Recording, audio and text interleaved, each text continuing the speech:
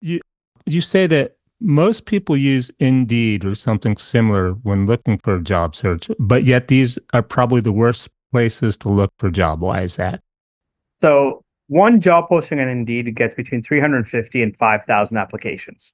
Most companies look at the first 100. So if you're 101 or 102, you're out of luck unless you know these three tricks. So first trick is most of the big job boards, Indeed, Glassdoor, Monster, Career Builder, refresh their database between 11:45 p.m. Eastern Standard Time and 2:45 a.m. Eastern Standard Time. So depending on what time zone you're in and when you go to bed, go into your resume, press spacebar anywhere on the resume, and press save. The moment that you press spacebar and save, you've made a change to your resume, and you're more likely to be seen in the refresh with recruiters or employers. So if you posted your resume in April and we're now in September, almost October, you're probably on page 8,000 of the database. Nobody sees Mm. you. Mm. Second thing is we've been taught for the past 100 years to write generic, fluffy information like I'm hardworking, dedicated, committed team player with excellent communication skills on our Yeah. resume. In 20 years of recruiting, I've never met anybody that said, listen, I'm lazy, or I've met very few people say, I'm lazy, I'll show up late, none of my work will be any good, and I really hate people, please hire me. Right. And we don't know how to measure hardworking because your definition of hardworking and my definition of hardworking could be very different based on our industry, based on our background. And And most of them are so, probably AI generated, like make my resume sound good, right? right. But there's also a level like if I compare an accountant that's working during tax season, mandatory 80 hours a week.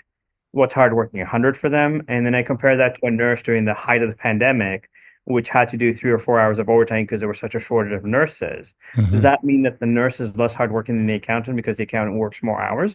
No, because there's a different level of stress and there's a different level of responsibility for each profession.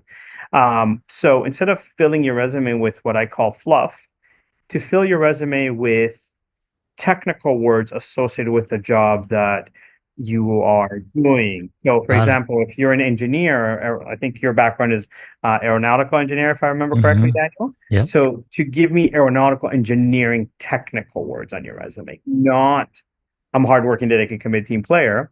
And then the third part, which relates to the second part, is most of the applicant tracking systems score how close to your name those technical words appear. So if all those technical words are on page two, you're not scoring very well because it means that your most recent experience is irrelevant to the work. So you need to kind of put that information, whether it's so instead of saying skills, I like to call it areas of expertise. And I put the technical skills that are associated, let's say, with being an aeronautical engineer right at the top of the resume. And then I have a section called selected highlights, which is your, let's say, top five, seven examples from your career of the results that you produced so that a potential employer doesn't need to guess how good you are. The problem with most people when they run a resume, and you shared with me a couple of resumes that I will kind of critique, and they fall into this category very quickly, Oh, okay. is that they write I know how to do this and I have experience in that. So I love to give these two examples. If you're applying to be a receptionist somewhere and someone says to you, I know how to answer the phone, I hope you look at them in shock and go, really? A receptionist that knows how to answer the phone? The I did not fax know machine that. too, the Right. lights. Yeah. Because unless you live in an igloo, a cave, or practice the faith of Mennonite, my 2-year-old son can press the green button and go, hello. Yeah. Right? But if someone says to you, I know how to answer 60 calls a day with 12 different lines, I can measure 60 calls a day with 12 different lines.